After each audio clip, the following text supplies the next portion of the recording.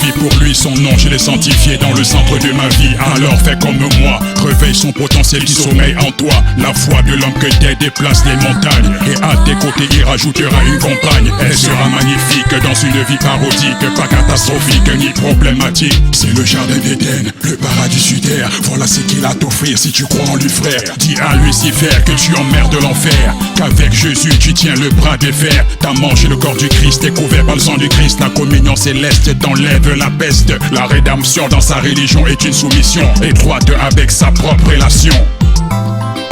Mon âme s'était noyée dans ses déboires. Sa conscience avait des tendances suicidaires. Elle avait perdu la connexion avec le fils du père. Tout ce qu'elle voulait, c'était quitter le trottoir. Elle en avait marre de ramener l'intrus au dortoir. L'espérance dans la croyance fait vivre la sienne dans sa négligence, l'a rendu ivre. Mener une vie de débauche dans la persévérance. Tapiner pour vivre n'est pas une compétence, surtout quand on est assoiffé par des tendances. Cette dépendance est plus forte que la repentance. Dans son fort intérieur, elle vit le dilemme. Une voix dominante lui rappelle que Jésus l'aime, que vers lui il faudrait qu'elle se retourne, qu'elle l'accepte pour que plus rien ne la détourne. Oh Jésus, tu l'as su depuis le départ, et ta lumière éclaircit tous ces remparts. Oh Jésus, ta volonté guide ses pas, et dans sa croyance tu rectifies tous ses faux pas. Suis depuis le départ, et ta lumière éclaircit tous ces remparts. Oh Jésus, ta volonté guide ses pas, et dans sa croyance. Donc on ne présente plus sur la sphère bien sûr non médiatique, parce que il a su bercer les gens à travers sa voix. Et Mathieu le disait tout à l'heure, sur le plan vocal, ben non, il n'y a pas son pareil. Et ben voilà donc Alvin, ben voilà, on est avec Liwanti, ça te dit? Je vais jamais demander s'il est américain. Mais c'est vrai que il a ces textes, pratiquement dans ces textes, il y a un peu de tout. Mais on voudrait savoir, Liwanti, quels sont les thèmes qui reviennent bien sûr dans vos différentes chansons? En général, c'est des termes de tous les jours, c'est-à-dire le quotidien.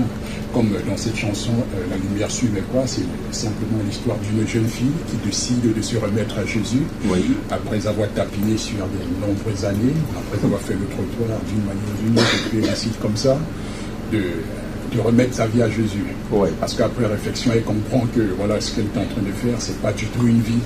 Et qu'avec ça, elle ne pourra arriver nulle part, de toute façon. Et dans la première chanson, bien sûr, quel était le thème, bien sûr, de la première chanson? Le thème de la première chanson, c'est... on a quoi? On a La lumière suit mes pas. Oui. On a... comment je peux dire ça? Je vis Jésus, c'est ça? Oui. Oui, je vis Jésus. Oui, je vis Jésus. Et... au fait, dans la première chanson, je parle plus même de moi, si on veut. D'accord. Jésus. Ouais. D'accord. Ça, c'est sauvé par le Christ. On va dire, je parle de moi, en quelque sorte, parce que avant, j'étais dans une musique populaire. Oui. En quelque sorte, je faisais de la musique populaire. Et puis, un beau matin comme ça, il y a eu comme une révélation. Voilà, il y a eu comme une révélation, et puis du jour au lendemain, j'ai commencé à écrire. Et puis, je me suis dit, voilà, quelque part, c'est le Seigneur qui donne l'inspiration. Mais est-ce qu'on peut se poser la question de savoir, est-ce que Pi Univers, ça ne vous manque pas quand on sait bien sûr donc que vous étiez l'un des premiers groupes de rap au Cameroun? Parce que ça, il faut le dire déjà en principe et tout. Donc Pi Univers, c'était l'un des premiers groupes de rap au Cameroun. Oui, et bien sûr donc, parce que vous étiez, avant les Bantous aussi, peut-être beaucoup de gens ne savent pas restituer bien sûr dans l'histoire. Donc ça déjà, il faut le dire. Et est-ce que ça ne vous manque pas, cette liasse populaire, que quand vous sortiez, vous étiez avec un certain Étienne Parish, quand vous sortiez avec une dame aussi qui était avec vous. Oui. Et voilà, donc quand vous sortiez, il y avait cette liasse populaire, on vous embrassait de partout. Et les gens se disaient bientôt, voilà, voici nos stars. On veut devenir comme eux, et ça vous manque pas?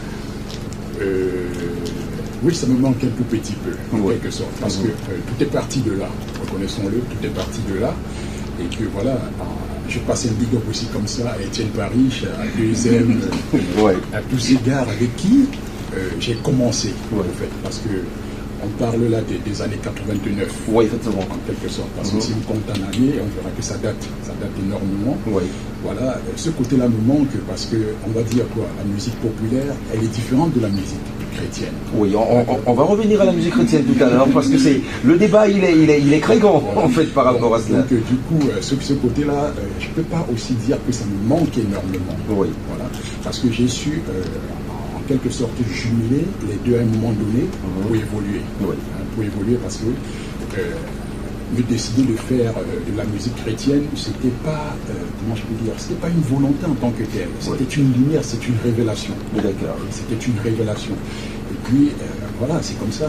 Et quand je reviens donc, et que je me remémore des années où j'étais dans la musique populaire avec mon groupe, mon ex-groupe, si je peux dire ça comme ça, la Pluie Univers, ça aussi, c'est des meilleurs souvenirs. C'est des meilleurs souvenirs. Et ce sont ces choses-là aussi qui m'ont forgé. Et que si je me retrouve aujourd'hui artiste solo, ça veut dire que je viens de quelque part, je viens de ce groupe-là. Oui. Voilà, c'est que ça.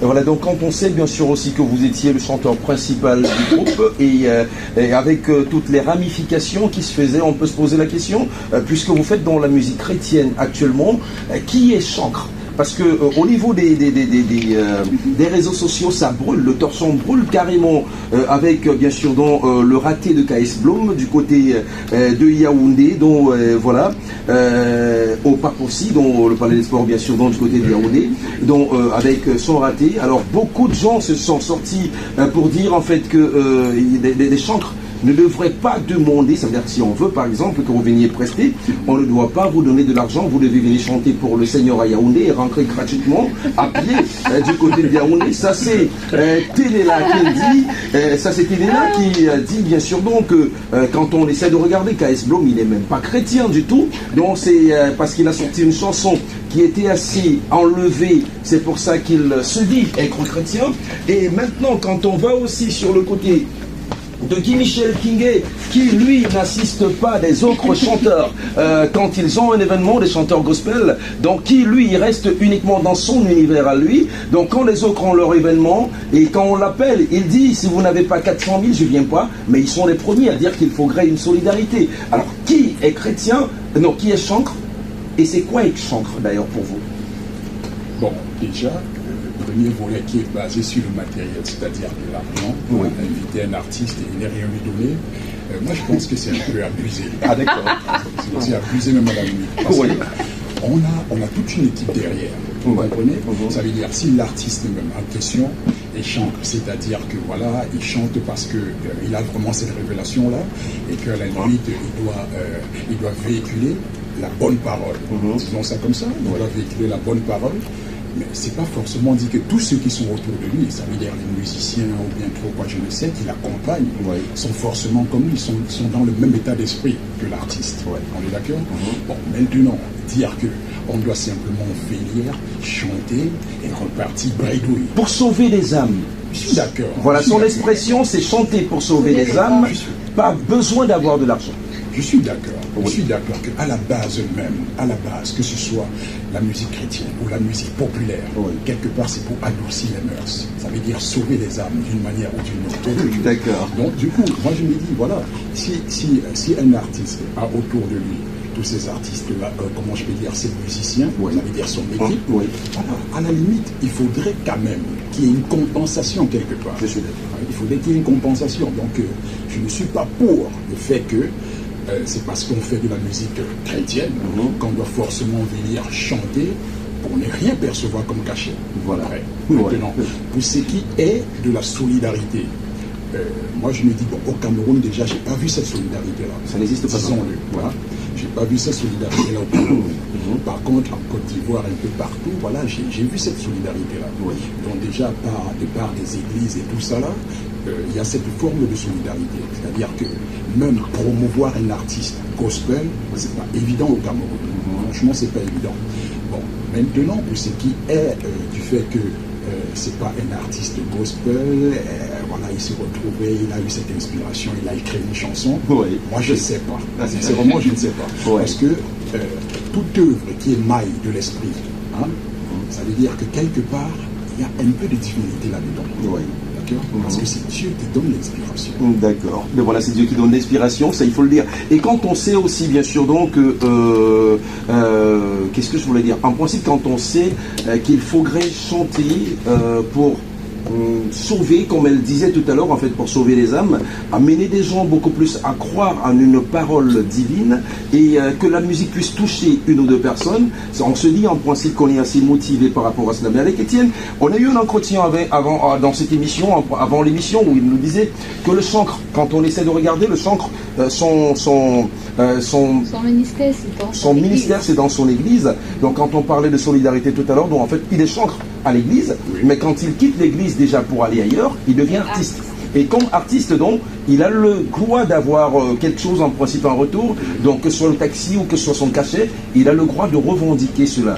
Et maintenant, en fait, aussi, on va revenir avec vous, bien sûr, nous en chanson pour 2 autres chansons, et on va revenir avec Alvin après vos 2 chansons pour qu'on essaie de parler du cas de KS Blom, qu'est-ce qui n'a pas marché de ce côté. Vous allez nous donner bien sûr dans vos avis aussi par rapport à cela. Mais entre-temps, on repart bien sûr dans musicalement parlant de l'autre côté de Salif pour 2 autres musiques, bien sûr donc avec l'artiste. Merci.